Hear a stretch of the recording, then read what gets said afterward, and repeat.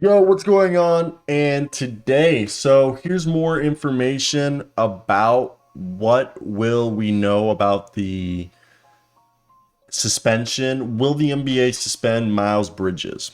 Guys, I have not really talked about this because as a journalism student, I went through a code of ethics and moral, and I don't really talk about things that I don't know all the facts, especially from a legal standpoint where I personally don't want to say anything offensive, not offensive, but disrespectful to the victim or disrespectful to Miles Bridges because I don't know the full story. I'm not a police officer. I'm not a lawyer, not a detective.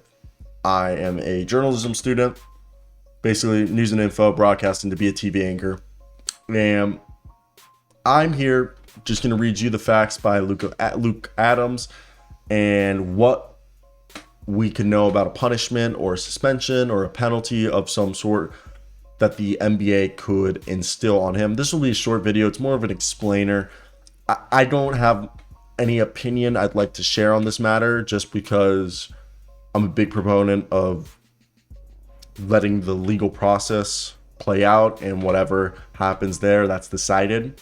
And you guys can be the court of a public opinion and decide what you guys believe down below. So let's get right into it. Hornets forward Miles Bridges entered a plea of not guilty to 3 felony domestic violence charges, 1 count of I believe it's domestic abuse, spouse abuse, and 2 counts of child abuse. During his arraignment in Los Angeles County Superior Court on Wednesday, writes Baxter Holmes of ESPN. Bridges' next court appointment is on August 19th, according to Holmes, who says a date for a preliminary hearing is set to be scheduled at that time. The LA District Attorney's Office has indicated Bridges could face a maximum sentence of 11 years and 8 months in prison if he's convicted of the 3 domestic abuse charges he faces, tweets Steve Reed of the Associated Press. The NBA will wait for the legal process to play out before determining whether to levy any penalties of its own against Bridges. As Bobby Marks of ESPN tweets, the league wouldn't have the ability to suspend Bridges if he's found not guilty. However, a suspension is possible if he's found guilty, reaches a plea deal, or the charges are dropped. So basically, if he goes to court and he's found not guilty, no punishment, he's going to get paid. Don't worry about it. So one might argue if he feels like he's going to get off this charges, he would take it to court and he would be found not guilty. If he reaches a plea deal to have the charges reduced and no jail time, then he's found guilty, or the charges are just dropped, which I find interesting is that the charges can be dropped and they still can suspend him.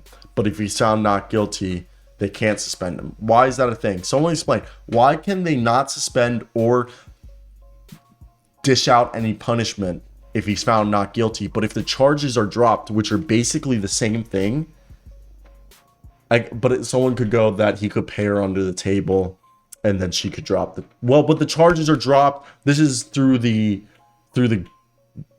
government because this is a felony. She didn't charge him, correct me?